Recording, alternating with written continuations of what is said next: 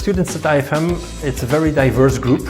I like the fact that the classes are quite small, but still they're very diverse in terms of background, culture. The atmosphere for me is really good in the class because they're a small group of people, which means that you really get to know your classmates and work together as a team really well. Overall atmosphere at IFM is incredible. It's really unmatched, and you know, the teachers, the administration, they cannot do enough for you, and you really see that as a student. The teaching style is really practically oriented, and the teachers are there to make you better managers. That's really the whole goal of the EMBA. Hi, my name is Caroline Zirexade.